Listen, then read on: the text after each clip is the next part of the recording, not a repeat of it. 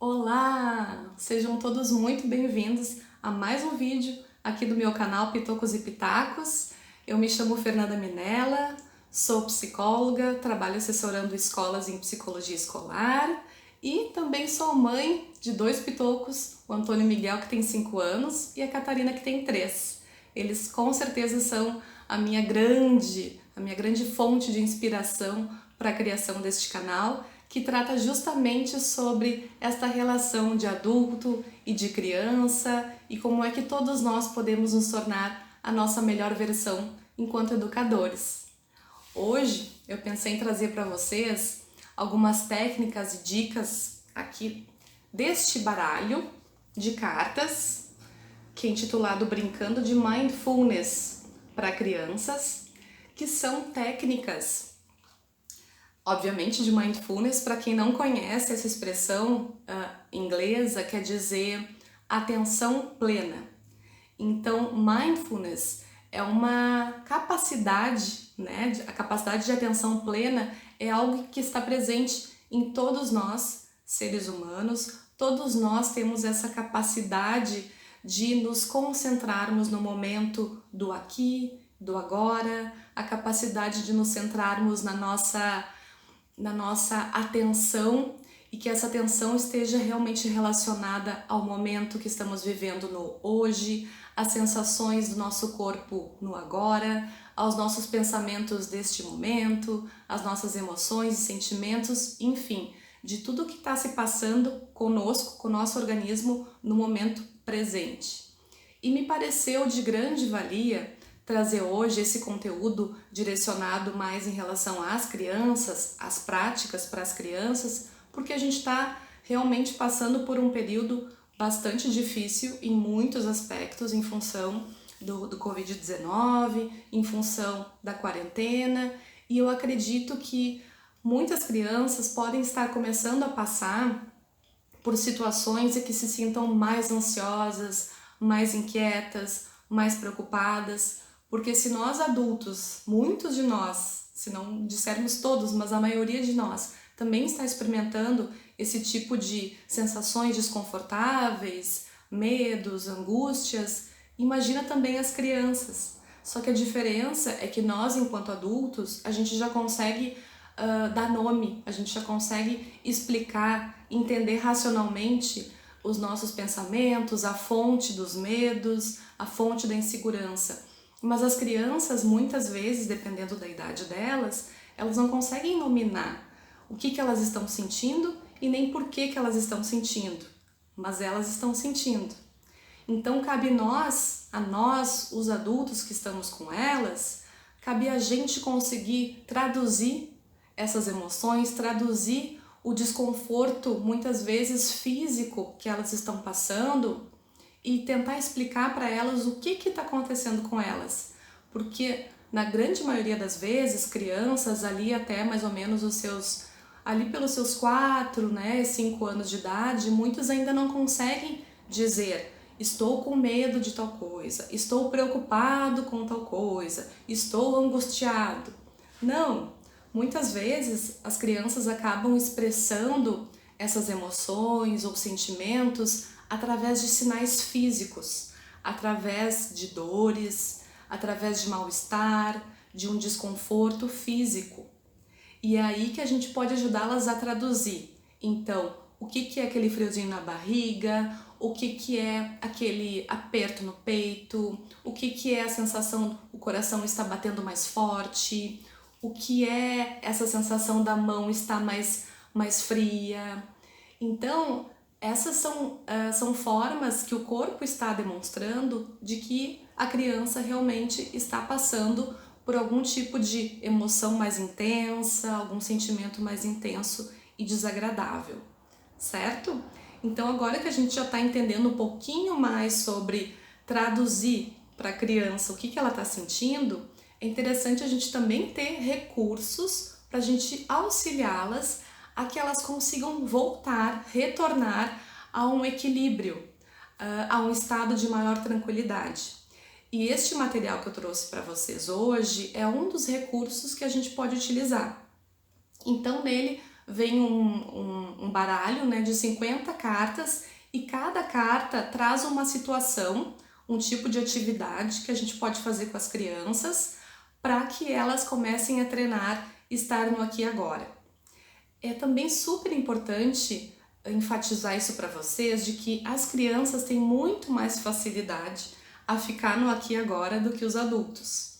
Elas, de fato, que poderiam ser as nossas professoras do aqui e agora, porque quando a gente está brincando, por exemplo, com elas, raramente uma criança, enquanto está brincando, enquanto está envolvida numa atividade, muito raramente uma criança está alimentando preocupações sobre coisas que ainda não aconteceram, sobre coisas que ainda estão no futuro, que estão por vir. Geralmente é o adulto que acaba desenvolvendo mais essa característica de ansiedade, de tentar prever o futuro, de tentar se antecipar.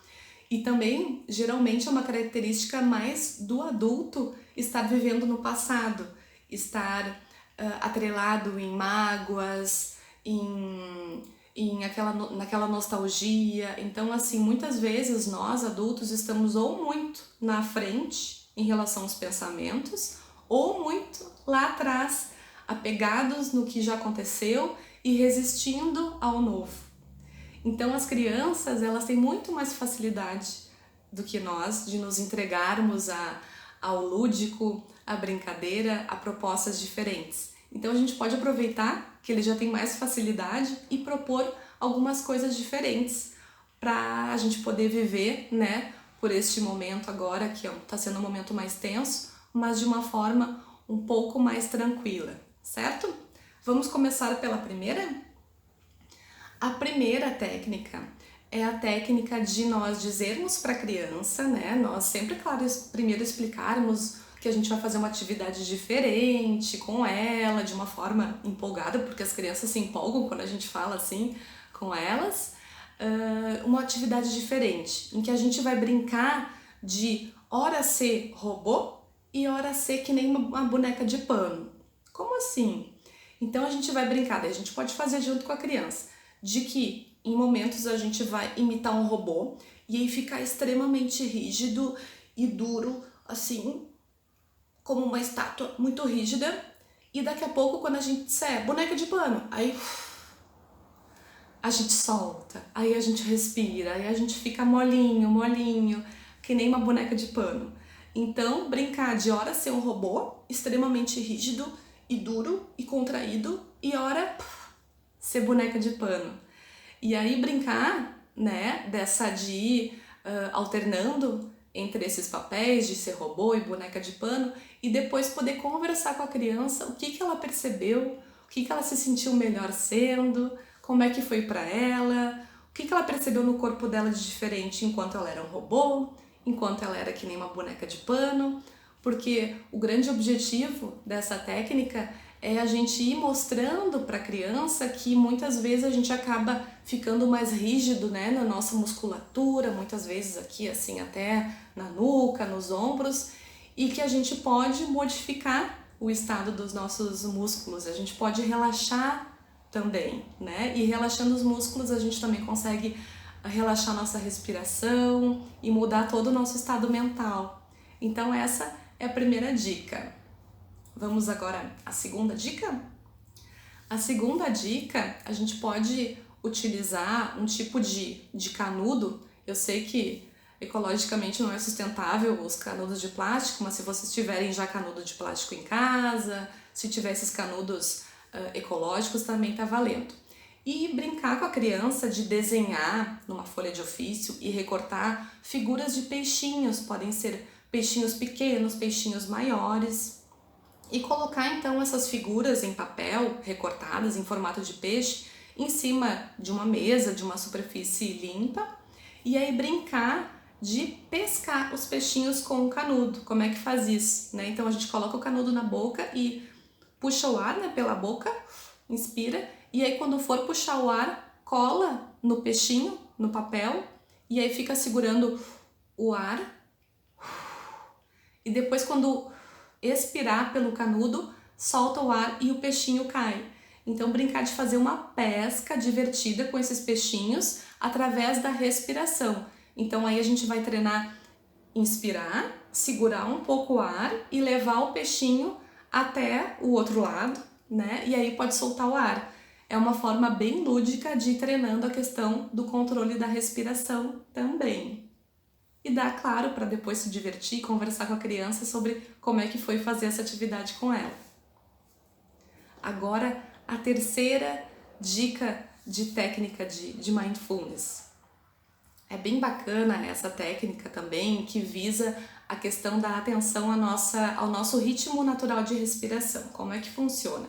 A gente pode fazer com a criança um barquinho de papel, confeccionar junto um barquinho de papel, ou pode pegar um bichinho de pelúcia pequeno, um brinquedo leve, enfim, e oferecer, né, dar sugestão para a criança para que ela possa deitar, pode ser no chão, pode ser numa cama, que ela possa deitar e colocar esse objeto, que pode ser o barquinho de papel, um bichinho de pelúcia, um brinquedo leve, que coloque em cima da barriguinha dela, na altura do umbigo. E quando então a criança for inspirar, né, ela vai observar o movimento que esse objeto faz. E provavelmente esse objeto vai subir, porque quando ela inspirar, a barriguinha vai encher de ar. E quando ela expirar, o objeto vai descer. Se for um barquinho de papel, muito bacana, porque a gente vai observando também o barquinho subindo e o barquinho descendo, subindo e descendo. E aí a gente pode ir conversando com a criança dizendo, tá vendo a tua respiração? Quando o barquinho sobe e desce rápido, é porque a gente está respirando mais superficialmente. Quando a gente está mais ansioso, geralmente. E quando o barquinho sobe e desce mais lentamente, é porque a gente está conseguindo fazer respirações mais profundas. Quando geralmente a gente está mais tranquilo. Então é uma forma da criança realmente conseguir visualizar o ritmo de respiração dela através da movimentação da barriguinha dela. É muito, muito bacana essa técnica também. Vamos então agora à próxima técnica, a quarta? Tem então a sugestão de pegar uma garrafinha PET de plástico e colocar água e colocar também aquela cola tipo glitter, né? De uma cor que você escolheu, que tiver em casa de repente, e fechar depois a garrafinha e ela vira, digamos, um instrumento que prende o nosso foco através da visão ao movimento que a água faz, que o glitter faz, que a purpurina faz. Então, quando a gente está sacudindo muito a garrafa de água, fica tudo meio confuso, né? O glitter fica misturado com a água. E quando a gente está devagarzinho, mexendo na garrafa de um lado para o outro, parece que tudo fica um pouco mais organizado, o formato do glitter, a água. Então é bacana, é super terapêutico, é um recurso que a gente também pode utilizar de pedir para a criança aprender a observar quando a gente agita a garrafa e quando a garrafa está paradinha. E a gente pode fazer essa analogia de que o glitter, a purpurina muitas vezes e a água são como os nossos pensamentos e as nossas emoções, que quando a gente está muito agitado parece tudo muito confuso, é difícil da gente separar o que a gente está sentindo, por que a gente está sentindo, o que a gente está fazendo. E aí quando a garrafa a gente deixa ela mais paradinha e relaxa um pouco, aí a gente consegue ver tudo com mais clareza, todos esses formatos, né? Então assim, são algumas ideias essas de técnicas que a gente pode fazer com as crianças agora, não só nesse momento de quarentena, mas, enfim, vida fora, né? Que a gente pode aproveitar e fazer também junto com elas, porque também nos ajuda a gente entrar em contato também com a nossa respiração, com a nossa tranquilidade, com a nossa essência, é muito interessante, certo? Se este vídeo trouxe dicas interessantes para vocês, que tenha feito sentido para vocês, por favor, fique à vontade para compartilhá-los, para comentar a respeito. Eu espero que vocês façam um bom uso dessas técnicas. Tenho certeza que as crianças vão gostar e vocês também. Vou ficando por aqui. Deixo um abraço virtual muito forte. Fiquem com Deus e até o próximo vídeo. Tchau, tchau!